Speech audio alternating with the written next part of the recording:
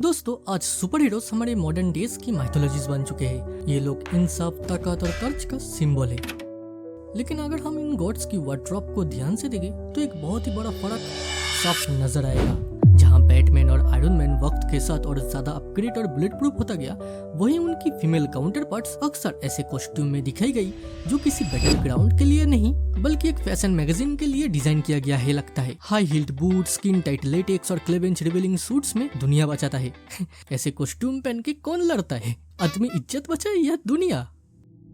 खैर, इसका ही जवाब हम ढूंढेंगे। क्या ये सिर्फ एस्थेटिक है या मार्केटिंग की मजबूरी, या फिर ये उस मेल गेज का नतीजा है जो पिछले 80 सालों से इन कैरेक्टर्स को कंट्रोल कर रहा है। आज हम मार्वल, डीसी और द बॉयज जैसे शोज के फीमेल कैरेक्टर के कपड़ों के पीछे जाएंगे, थोड़ी समझेंगे फीमेल सुपर हीरोज को इतना कम कपड़ों में क्यों दिखाया जाता है। इस कहानी का शुरुआत हुई थी 1940s के गोल्डन एज ऑफ कॉमिक्स में। उस वक्त के कॉमिक्स का प्राइमरी ऑडियंस 10 से 18 साल के स्कूल जाने वाले लड़के और वर्ल्ड वॉर 2 के मैदान में लड़ने वाले सोल्जर्स थे। लेकिन सवाल ये था कि इन सोल्जर्स और यंग बॉयज को कॉमिक की तरफ कैसे ज्यादा अट्रैक्ट किया जाए। इसका जवाब छुपा था उस वक्त के सबसे बड़ा ट्रेंड में। उस जमाने में पिन अप कल्चर अपने पीक पर था। सोल्जर्स अपनी बैरक्स में ग्लैमर गर्ल्स की पोस्टर लगाते थे। कॉमिक्स पब्लिशर ने देखा कि अगर वो अपनी फीमेल कैरेक्टर्स को उन पिन अप पोस्टर जैसा ही दिखाएंगे तो उनकी सेल्स को ऐसा बूस्ट मिलेगी जैसे ग्रुप को इसका इमेज से मिलता है। खैर, 1941 में जब वंडर वुमन का डेब्यूट हुआ तो उनका क्रिएटर विलियम मोल्टन मास्ट्रॉन उन्हें एक फेमिनिस्ट आइकॉन बनाना चाहते थे। लेकिन आइरोनी देखिए, उनका डिजाइन एक बुस्टियर और छोटे शॉर्ट्स पर बेस्ड था। अब तो तब हो गई जब उन्हें अक्सरी बंडेज या जंजीरों में बंधा हुआ दिखाया जाने लगा, जो उस वक्त के मेल ऑडियंस के लिए फटाइस्ट अपील बन गई। फिर द सीसीए यानी कॉमिक्स कोड अथॉरिटी जो 1954 में सेंसरशिप लाई। इससे तो वायलेंस तो कम हुई, लेकिन यहाँ से फीमेल कैरेक्टर को डोमेस्टिकेट यानी घरेलू और हाइपर फेमिनाइन दिखाने का ट्रेंड शुरू हुआ, जो उन्हें सुपर हीरो से ज्यादा डेमसेल्स इन डिस्ट्रेस की तरह पोर्ट्रेट किया गया। ऑल्दो सेंसरशिप्स ने वायलेंस तो रोक दिया, लेकिन फीमेल कैरेक्टर्स की ऑब्जेक्टिफिकेशन को एक नया रास्ता दे दिया। अब उन्हें सिर्फ बेचारी नहीं बल्कि आई कैंडी की तरह डिजाइन किया जाने लगा। इसका कुछ सबसे बड़ा एग्जाम्पल देखकर आपको समझ आएगी कि लॉजिक या तिल्ले ने फोकस सिर्फ ऑडियंस को डिस्ट्रैक्शन करने पे था। First of all, power girl, जिसका कॉस्ट्यूम कॉमिक बुक हिस्ट्री का सबसे बड़ा कंट्रोवर्शियल डिजाइन है। उसके चेस्ट पर बड़ा बूप विंडो है। जब फैंस ने इसका लॉजिक पूछा तो राइटर्स ने कहा वो अपना लोगो ढूंढ रही है, इसलिए जगह खाली छोड़िए। भाई 50 साल हो गया, अभी तक लोगो नहीं मिला। हम सबको पता है ये सिर्फ और सिर्फ सेक्सुअल अपील के लिए था।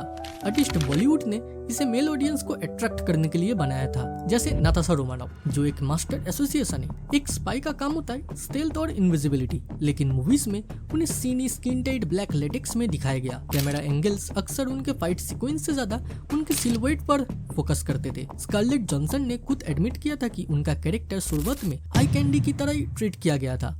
वैसे सिर्फ स्पाइसी नहीं, मार्वल ने तो अपनी सबसे पावरफुल विच को भी नहीं छोड़ी। स्कारलेट विच कॉमिक में स्विम सूट और पिंक टाइट जैसे कॉस्ट्यूम यूज करता है। और आप ही बताओ, ये सूट्स कौन ही सुपर हीरो पहनेगा?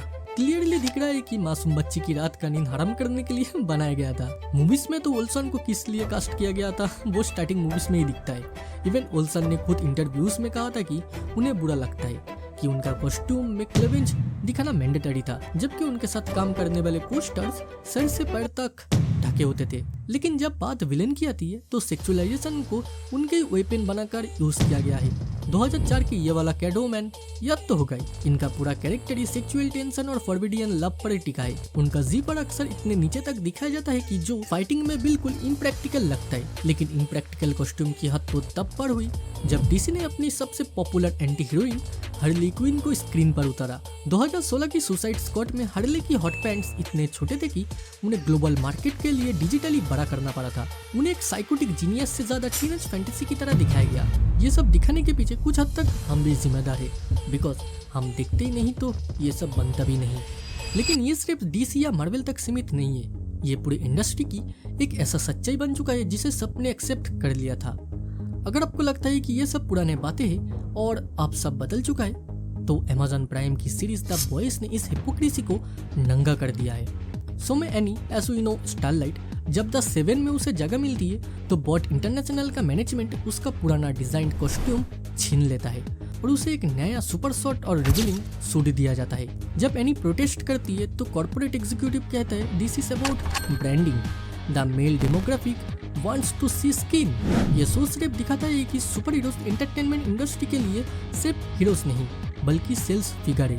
फीमेल एम्पावरमेंट के नाम पर औरतों को ऑब्जेक्टिफाई करना आज भी एक $1 बिलियन का बिजनेस स्ट्रेटेजी है। अब सवाल ये है भाई ये तो सिर्फ फिक्शन है ना, इससे रियलिटी में क्या फर्क पड़ता है?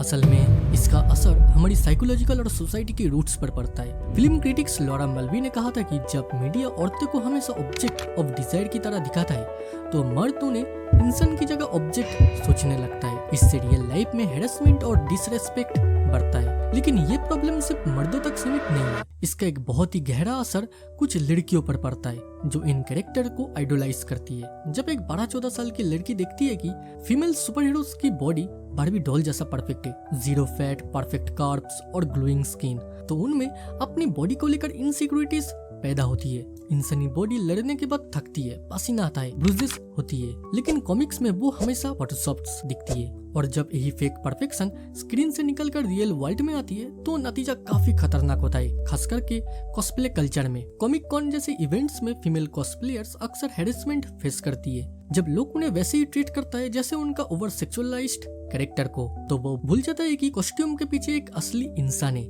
कॉस्प्ले इसे नॉट ए कॉन्सेंट का मूवमेंट इसी वजह से ही शुरू हुआ। लेकिन दोस्तों पिछले कुछ सालों में क्लियरली हवा बदल रही है। सोशल मीडिया, ऑडियंस अवेयरनेस और क्रिटिसिज्म ने स्टूडियोज को मजबूर कर दिया है कि वो अपने कैरेक्टर डिजाइन्स को ज्यादा लॉजिकल, प्रैक्टिकल और रेस्पेक्टफुल बनाए। आजकल सिर्फ विजुअल अपील पर फोकस नहीं होता बल्कि कैरेक्टर की पर्सनालिटी, रोल और रियलिज्म भी इम्पोर्टेंट हो चुका है। इसीलिए हम जब क्रिस्टोफर नोलान और मैट रिव्स जैसे डायरेक्टर्स की फिल्म देखते हैं तो उनमें कैटवुमन का पोर्ट्रेयल बिल्कुल ग्राउंडेड और प्रैक्टिकल लगता है, नॉट ओवर सेक्सुअलाइज्ड। मार्वल ने भी इस चेंज को एडॉप्ट करना स्टार्ट कर दिया है। रिसेंटली हमने देखा कि मिस मार्वल, केट बिशॉप और अमेरिका सेवेज जैसे कैरेक्टर्स को प्रॉपर रिलेटेबल और रियलिस्टिक कॉस्ट्यूम दिया गया। स्टूडियोज चाहते तो उन्हें पुराने कॉमिक स्टाइल बोल्ट या रिवीलिंग आउटफिट्स में दिखा सकते थे, जैसे वांडा को अर्ली पोर्ट्रेयल में दिखाया गया, लेकिन अब अप्रोच काफी बैलेंस्ड हो गया है।